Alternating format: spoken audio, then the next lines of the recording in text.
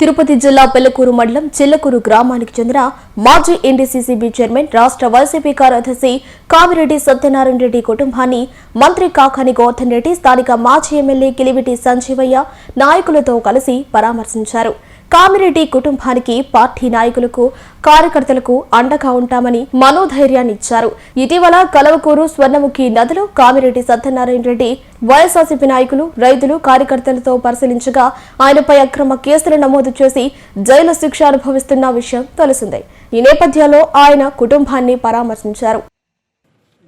తిరుపతి జిల్లా పెళ్లకూరు మండలం చిల్లకూరు గ్రామానికి చెందిన మాజీ ఎన్డీసీసీబీ చైర్మన్ రాష్ట్ర వైసీపీ కార్యదర్శి కామిరెడ్డి సత్యనారాయణ రెడ్డి కుటుంబాన్ని మంత్రి కాకాని గోవర్ధన్ రెడ్డి స్థానిక మాజీ ఎమ్మెల్యే కిలివిటి సంజీవయ్య నాయకులతో కలిసి పరామర్శించారు. కామిరెడ్డి కుటుంబానికి పార్టీ నాయకులకు కార్యకర్తలకు అండగా ఉంటామని మనోధైర్యాన్ని ఇచ్చారు. ఇటీవల కలవకూరు స్వర్ణముఖి నదిలో కామిరెడ్డి సత్యనారాయణ రెడ్డి వైఎస్ఆర్సీపీ నాయకులు రైతులు కార్యకర్తలతో పరిశీలించగా ఆయనపై అక్రమ కేసులు నమోదు చేసి జైలు శిక్ష అనుభవిస్తున్న విషయం తెలిసిందే. ఈ నేపథ్యంలో ఆయన కుటుంబాన్ని పరామర్శించారు.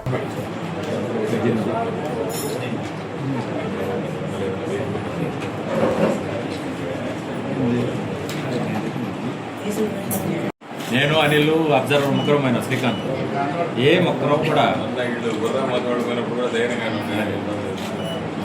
కూటమి ప్రభుత్వం అధికారంలోకి వచ్చిన తర్వాత ఎవరైతే ఈ ప్రభుత్వంలో జరుగుతున్నటువంటి అవినీతి కానీ అరాచకం కానీ అనైతిక కార్యక్రమాలు కానీ ప్రశ్నిస్తే ఆ ప్రశ్నించేటువంటి వాళ్ళ మీద కేసులు నమోదు చేయడం, వాళ్ళ మీద నాన్ బెయిలబుల్ కేసులు పెట్టి అరెస్ట్ చేయడం, వాళ్ళని అనేక రకాలైనటువంటి ఇబ్బందులు పెట్టడం, జైళ్లకు పంపించడం అనేటువంటిది ఒక అలవాటుగా ఆనవాయితీగా మారింది. అందులో భాగంగా ఈరోజు జిల్లా కేంద్ర సహకార బ్యాంక్ అధ్యక్షుడిగా పనిచేసి ఒక సీనియర్ వైఎస్ఆర్ కాంగ్రెస్ పార్టీకి సంబంధించినటువంటి సీనియర్ నాయకుడైనటువంటి కామిరెడ్డి సత్యనారాయణ రెడ్డి గారి మీద లేనిపోయినటువంటి సెక్షన్లన్నీ నమోదు చేసి ఈరోజు ఆయన్ని అరెస్ట్ చేసి జైలుకి పంపించడం జరిగింది. జరిగినటువంటి ఉదంతాన్ని ఒక్కసారి చూస్తే ఎక్కడో ఇసుకకు సంబంధించి అక్రమంగా తరలిస్తున్నారు అని చెప్పి ఇది ఎంత మేర అనుమతులు ఉన్నాయి, మీరు ఏ విధంగా దీన్ని తరలిస్తున్నారు, నిబంధనలకు విరుద్ధంగా తరలిస్తున్నారా, నిబంధనలను అనుసరించి మీరు అక్రమంగా ఇసుకను తరలిస్తున్నారా అనేటువంటిది పరిశీలించడానికి మా సోదరుడు మాజీ శాసనసభ్యులు కిలివేటి సంజీవయ్య గారు, సత్యనారాయణ రెడ్డి గారు, ఆయనతో పాటు ఈ గ్రామానికి సంబంధించినటువంటి కొంతమంది మండల స్థాయి నాయకులు అందరూ కలిసి వెళ్లి పరిశీలించడం జరిగింది. జడ్పీటీసీ గారు, రైతులు అందరూ కలిసి వెళ్లి పరిశీలించడం జరిగింది. అక్కడ అనుమతి లేకుండానే మిషనరీ వాడుతున్నారు, రకరకాలైనటువంటి అక్రమంగా ఇసుక రవాణా అవుతుందని చెప్పి వాళ్ళు మాట్లాడినటువంటి మీదట ఈరోజు మమ్మల్ని ప్రశ్నిస్తారా, మేము చేసేటువంటి కార్యక్రమాలను అడ్డుకుంటారా, మీరు మాకు వ్యతిరేకంగా వ్యవహరిస్తారా అనేటువంటి విధంగా ఈరోజు దాని మీద కేసులు పెట్టడం. పోలీసులు ఏ విధంగా తయారయ్యారంటే ఉన్నటువంటి కేసు రాసి సెక్షన్ లో నమోదు చేసేటువంటి ఆనవాయితీ ఉండదు. అయ్యా ఇదిగో ఇది జరిగింది అంటే దాన్ని బట్టి విచారణకి దాన్ని ఫిర్యాదు తీసుకున్న తర్వాత ఆ ఫిర్యాదుని ఒకసారి పరిశీలించి ఏ సెక్షన్ కింద నమోదు చేయాలనేటువంటి ఆలోచన ఉండేది. ఇప్పుడు మరి ఈ ఎస్ఐలు సిఐలు ఏ విధంగా తయారైపోయారంటే పాపం కూటమి ప్రభుత్వమే శాశ్వతంగా ఉంటుంది, వీళ్లే వాళ్ళని ఎల్లకాలం రక్షిస్తారు కాబట్టి మాకు కూటమి ప్రభుత్వం ఉంటేనే మాకు మనుగడ అన్నట్టుగా తయారయ్యి కూటమి ప్రభుత్వం ఉంది కాబట్టి మాకు ఢోకా లేదన్నట్టుగా భావించి ఏ విధంగా వీళ్ల మీద నాన్ బెయిలబుల్ కేసులు పెట్టాలి, అక్రమంగా కేసులు బనాయించాలి, జైలుకు పంపించాలి అనేటువంటి దాని మీద ఏ సెక్షన్ పెడితే జైలుకు పోతారు, 7 ఏళ్లు దాటి 10 ఏళ్ల వరకు ఉండేటువంటి సెక్షన్ పెట్టాలి, ఆ 10 ఏళ్ల సెక్షన్ పెట్టాలంటే వీళ్ళ దగ్గర ఫిర్యాదు ఏ విధంగా తీసుకోవాలి అంటే ఇది పోలీసు వ్యవస్థలో ఇప్పుడు వినలేదు, జరగకూడనటువంటి పనులు. వాటిని బట్టి వాటి మీద కేసు నమోదు చేసి వెంటనే మ్యాజిస్ట్రేట్ ముందు హాజరుపరచడం, వాస్తవంగా న్యాయస్థానం 10 ఏళ్ల శిక్ష పడేటువంటి సెక్షన్లు ఉన్నాయి కాబట్టి రిమాండ్ ఇచ్చేటువంటి. అందుకే ఈరోజు సత్యనారాయణ రెడ్డి గారిని అక్రమ కేసు బనాయించి అరెస్ట్ చేసిన తర్వాత మేము సంజీవయ్య కేసులో ఆయన న్యాయస్థానాన్ని ఆశ్రయిస్తే ఉన్నటువంటి సెక్షన్లు అసలు ఏ సెక్షన్లు అయితే నమోదు చేయకూడదో, నమోదు చేయడానికి అవకాశం లేదో, వీలు లేదో అటువంటి సెక్షన్లు పోలీసులు నమోదు చేశారని చెప్పి మాట్లాడిన మీదట దానికి సంబంధించి మీరు అరెస్ట్ చేయొద్దు అంటూ ఆదేశాలు ఇవ్వడం జరిగింది. టెంపరీ రిలీఫ్ ఇచ్చి కింద కోర్టులో మీరు యాంటిసిపేటరీ బెయిల్ తీసుకోండి అని చెప్పి ఇవ్వడం జరిగింది. పాపం మండల ప్రెసిడెంట్ గా ఉన్నటువంటి శేఖర్ రెడ్డి, ఈ గ్రామానికి సంబంధించినటువంటి గ్రామస్తులు, ఆయనకి అండగా వీళ్ళతోటి కలిసి వెళ్ళినటువంటి వ్యక్తులు అందరినీ కలిసి ఎవడైనా ఎక్కడైనా సంజీవయ్య లాంటి వ్యక్తి మృదు స్వభావం కలిగినటువంటి వాడు ఎవరి మీదైనా దాడులు దౌర్జన్యాలకి పాల్పడినటువంటి చరిత్ర ఉందా, ఉద్యోగం చేసుకుంటూ ఉద్యోగం నుంచి పాపం వాలంటీర్ రిటైర్మెంట్ తీసుకొని రాజకీయాల్లోకి వచ్చి ప్రజాసేవ కోసం 2 సార్లు శాసనసభ్యుడయ్యాడు. సరే, మొన్న అందరం దురదృష్టం ఓటమి పాలయ్యాం. కాబట్టి మేము ఓటమి పాలైతే మేము ఎండ్లకాలం మాజీలుగా మిగిలిపోమే.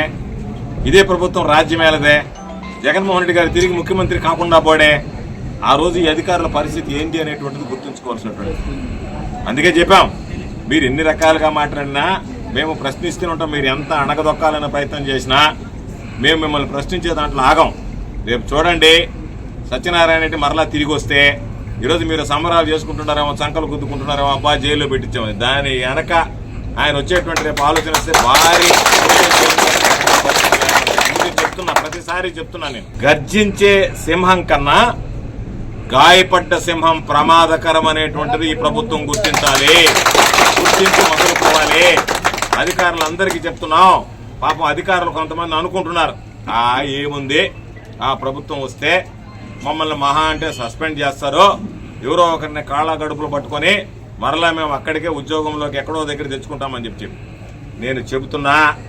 ఈరోజు ఈ జిల్లా అధ్యక్షుడిగా చెప్తున్నా, జగనన్న సైనికుడిగా చెప్తున్నా, ఆయన మనసెరిగి చెప్తున్నా, ఆయన మనసులో ఉన్న భావం మాట చెప్తున్నా. అధికారులు అటువంటి భావం నుంచి దూరం జరగండి. పోయినసారి మేము వదిలేసినటువంటి మాట వాస్తవమే. మాకు కక్ష సాధింపు గుణం లేదు కాబట్టి, సంజీవయ్య కూడా అలవాటు లేదు కాబట్టి, పోయినసారి ఎవరన్నా తప్పు చేసినా వాళ్ళని పెద్ద మనసుతో క్షమించి వదిలిపెట్టాం. ఈసారి మేము ఈ అధికారుల మీద పెద్ద మనసు మేము పెద్ద మనసు చూపించము. కాబట్టి ఈరోజు ఏదైతే మేము రాబోయేటువంటి రోజుల్లో మా సిద్ధాంతం దెబ్బకు దెబ్బ సిద్ధాంతం మీదనే పనిచేస్తాం తప్ప సర్దుబాటు ధోరణిలో పనిచేసేటువంటి పరిస్థితులు ఉండవు.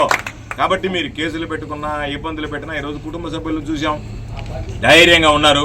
వెళ్ళి సత్యనారాయణ రెడ్డిని కలిసి మాట్లాడాం, ఆయన ధైర్యంగా ఉన్నాడు. కాబట్టి ఇటు కుటుంబ సభ్యులు ధైర్యంగా ఉండి సత్యనారాయణ రెడ్డి ధైర్యంగా ఉంటే మీరు ఏమి సాధించారు? పోలీసులు ఉద్యోగాలు పోగొడుతున్నారంటే. మీరు చేయబోయేటువంటి ఘనకార్యం ఏంటంటే మీ మాటలు నమ్మి అక్రమ కేసులు బనాయించినటువంటి వాళ్ళు ఈ రోజు నేను చెబుతున్నా, రాసి పెట్టుకోండి.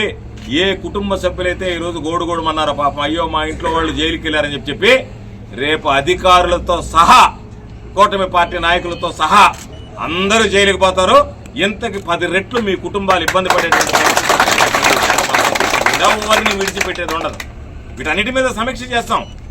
కావాలంటే ప్రత్యేకమైనటువంటి అధికారుల పాపం కొంతమంది అనుకుంటున్నారు మేము గుంటూరు, ఒక ఆయన ఒంగోలు, నెల్లూరు, ఇది ఒక జోన్. వీళ్ళ పరిస్థితి ఎట్టుందంటే ఒంగోలులో పనిచేసేది వారు గుంటూరు నెల్లూరులో చేయొచ్చు, నెల్లూరులో పనిచేసేవాడు గుంటూరు ఒంగోలులో చేయొచ్చు, ఒంగోలులో పనిచేసేటువంటి వాడు గుంటూరు నెల్లూరు చేయొచ్చు, గుంటూరులో పనిచేసేవాడు ఒంగోలు నెల్లూరు చేయొచ్చు. అందుకని ఒకవేళ మేము నెల్లూరులో ఉన్నాం, ఒంగోలు అయితే మేము రేపు గుంటూరుకి వెళ్ళిపోతాం, ఆడిపోయి ఎవరో ఒకరు కాళ్ళు కడుపులు పట్టుకుని ఉద్యోగం తెచ్చుకుంటాం. ఆ ఒంగోలులో ఉండే ఆయన ఏమనుకుంటున్నాడు, ఆయన నెల్లూరు వదిలిపెట్టి గుంటూరుకు పోతాలే. ఎవరిని విడిచిపెట్టేది ఉండదు. ఈ జోన్కి సంబంధించి ఎంతమంది శాసనసభ్యులు ఉన్నారో, శాసనసభ్యులు జగనన్న ముఖ్యమంత్రి కాగానే మంత్రులు అందరూ కూర్చొని మీ చిట్టా రాస్తాం. రాసి ఏ ఎమ్మెల్యే, ఏ ఎస్ఐ మీద, ఏ సిఐ మీద, ఏ డిఎస్పీ మీద, ఏ ఎస్పీ మీద ఫిర్యాదు చేస్తాడో వాళ్ళకి ఒక్కొక్కరికి చుక్కలు చూపించేటువంటి విధంగా ఉంటుంది. మీరు పోయినసారిలాగా ఇక్కడి నుంచి పరారై ఇంకో దగ్గరికి వెళితే ఇప్పుడు చాలా మంది చాలా నాటకాలు ఆడుతున్నారు.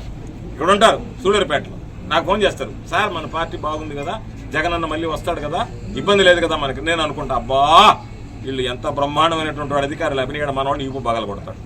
ఆడ సర్వేపల్లిలో ఉంటాడు, ఆడ మనవాడు ఈపు పగలు కొడతాడు.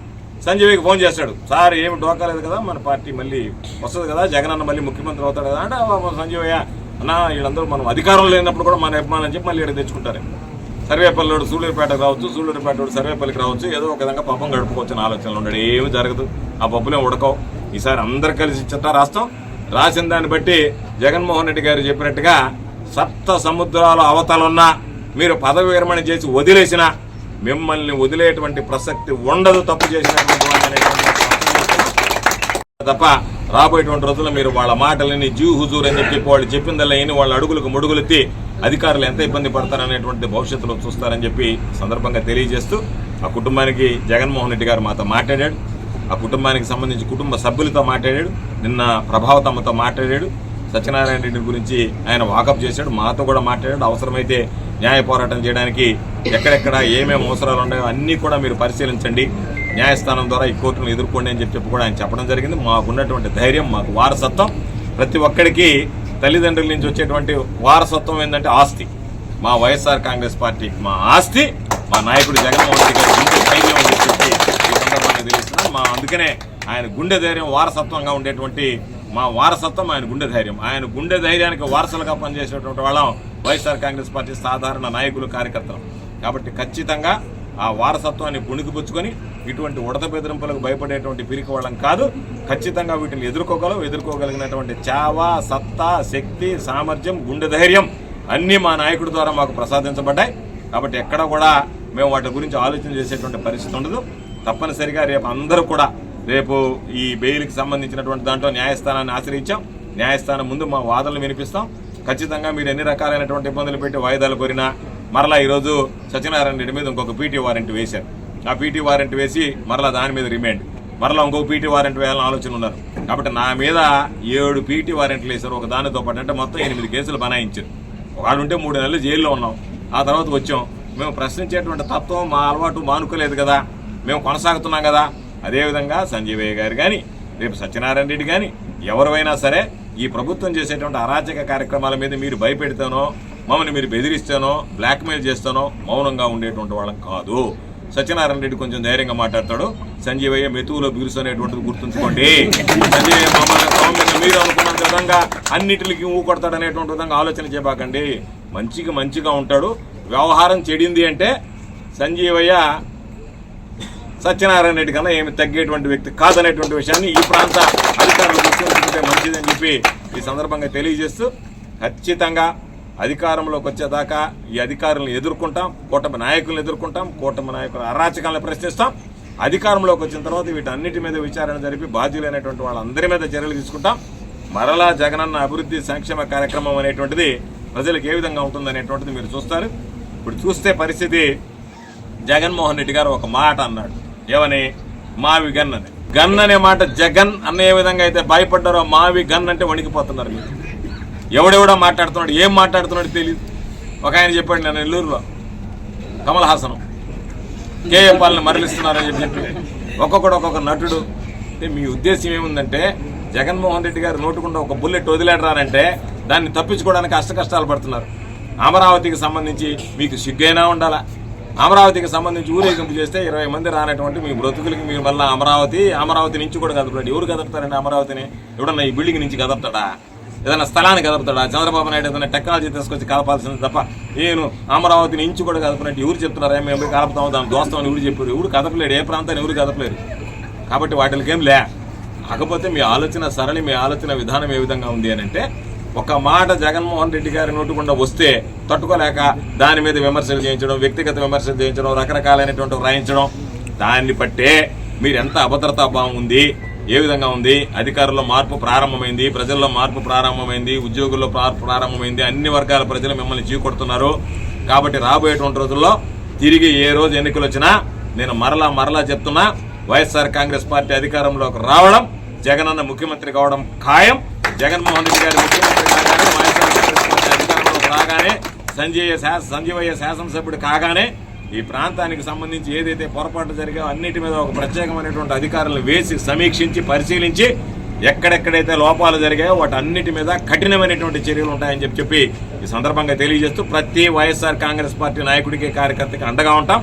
వైఎస్ఆర్ కాంగ్రెస్ పార్టీ కుటుంబ సభ్యులు లాంటి వాళ్ళని ఈ కష్టకాలంలో కాపాడుకోవడానికి మేమందరం సిద్ధంగా ఉన్నాం.